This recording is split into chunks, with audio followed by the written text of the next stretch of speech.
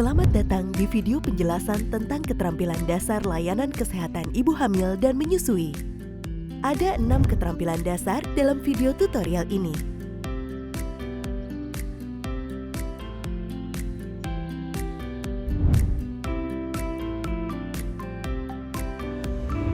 Langkah pertama, kader melakukan pendaftaran ibu hamil dan ibu menyusui dengan menggunakan kartu bantu posyandu dan buku KIA. Langkah kedua, kader melakukan penimbangan dan pengukuran lingkar lengan atas atau lila yang dicatat pada kartu bantu posyandu dan buku KIA. Langkah ketiga, kader melakukan pencatatan hasil penimbangan dan pengukuran pada kartu bantu posyandu dan buku KIA. Dan kader menjelaskan kesimpulan dan tindak lanjutnya. Langkah keempat, tenaga kesehatan menindaklanjuti kesimpulan hasil penimbangan dan pengukuran.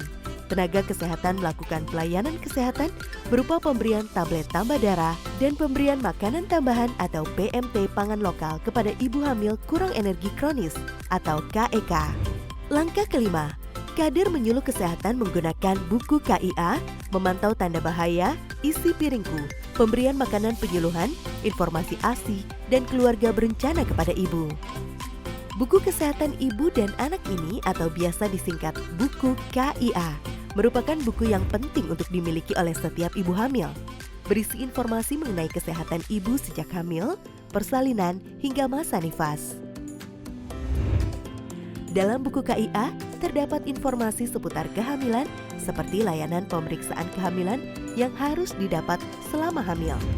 Selain itu ada informasi tentang hal-hal yang harus dihindari, tanda bahaya selama kehamilan, serta hal-hal yang berkaitan dengan persalinan, nifas, sampai bayi balita. Pemenuhan gizi selama hamil dan menyusui penting untuk diperhatikan. Salah satunya dengan mengonsumsi makanan bergizi seimbang. Ibu hamil dan ibu menyusui bisa menggunakan menu isi piringku ibu hamil dan isi piringku ibu menyusui. Isi piringku ibu hamil dan ibu menyusui merupakan gambaran porsi serta komposisi makan yang perlu dikonsumsi oleh ibu hamil dan ibu menyusui. Pemeriksaan kehamilan dilakukan minimal 6 kali selama masa kehamilan. Minimal 2 kali diperiksa oleh dokter pada trimester 1 dan 3. Pada trimester 2 pemeriksaan dilakukan minimal 2 kali dan 3 kali pemeriksaan pada trimester 3. Kemudian ibu hamil diwajibkan mengikuti kelas ibu hamil. Dengan mengikuti kelas ibu hamil, akan diperoleh informasi tentang kehamilan, persalinan, perawatan masa nifas, perawatan bayi baru lahir, kebutuhan dan pemenuhan gizi, serta pelayanan kesehatan yang diterima. Kenapa ibu hamil harus mengkonsumsi tablet tambah darah? Zat besi merupakan unsur penting dalam pembentukan hemoglobin pada sel darah merah. Jika ibu hamil kekurangan hemoglobin, maka dikatakan mengalami anemia atau kurang darah.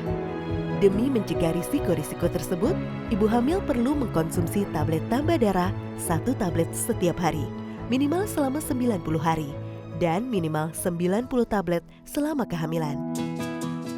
Ibu hamil dan keluarga perlu mengetahui kapan perkiraan masa persalinan agar dapat mempersiapkan prosesnya dengan baik. Tanyakan kepada bidan dan dokter tanggal perkiraan persalinan. Suami atau keluarga mendampingi ibu hamil saat periksa kehamilan. Persiapkan tabungan, siapkan kartu jaminan kesehatan nasional. Rencanakan persalinan di fasilitas pelayanan kesehatan. Siapkan KTP, kartu keluarga, dan keperluan lainnya untuk ibu dan bayi yang akan dilahirkan. Siapkan pendonor darah dan rencanakan ikut keluarga berencana atau KB setelah bersalin.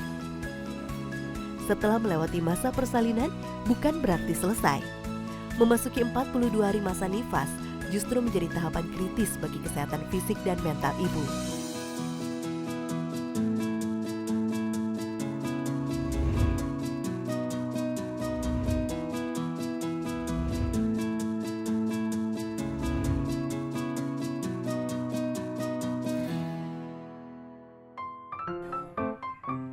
Menyusui bayi sangat bermanfaat untuk pemulihan rahim, kesehatan payudara ibu.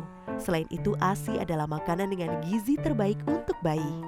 Ibu menyusui harus menyusui bayinya sesering mungkin atau semau bayi, sekitar 8-12 kali sehari atau lebih.